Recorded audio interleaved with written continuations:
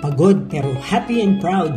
Yan ang saloobin ng mga kawaning bahagi ng Alagang Kalusugan Medical Mission ng Pamahalaang Panlalawigan ng Nueva Ecija sa ika-6 nitong salang sa Umali Gym naman ng Barangay MS Garcia, Siyudad ng Cabanatuan nitong May 9, 2024.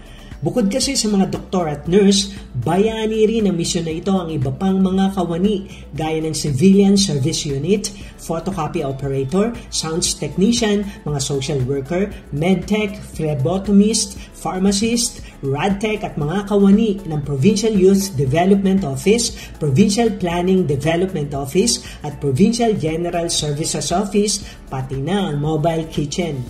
Narito ang damdamin ng ilan sa kanila. Masarap po sa pakiramdam at hindi alintana sa pagod ang maging bahagi ng programa ng ating punong lalawigan para sa pagbibigay ng tunay na malasakit at serbisyo sa ating kapwa Nueva Ecijano.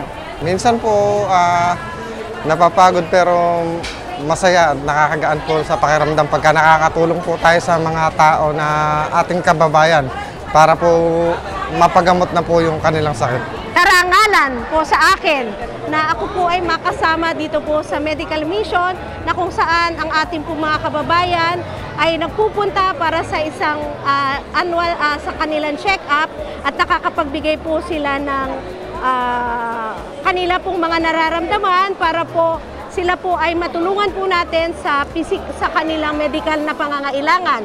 Nakakatuwa po at nakakagalak po ng puso na marami pong natutulungan si Madam Sherry Umali po sa kanya pong proyekto na medical mission. Nakakapagod po siya pero after po nun parang ang saya kasi parang nakatulong ka sa kapwa mo.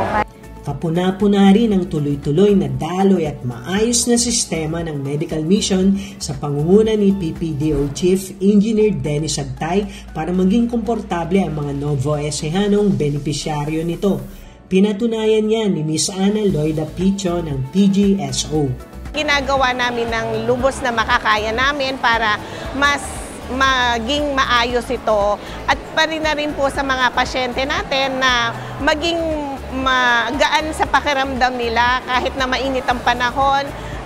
Nandyan po yung mga electric fan natin at mga tao na umaalalay sa kanila para maganda yung mga hindi yung matraffic ba yung flow ng serbisyo namin. Para sa aking special report, Delphine Agustin, Ilaw, DWNE Teleradyo, ang inyong kakampi.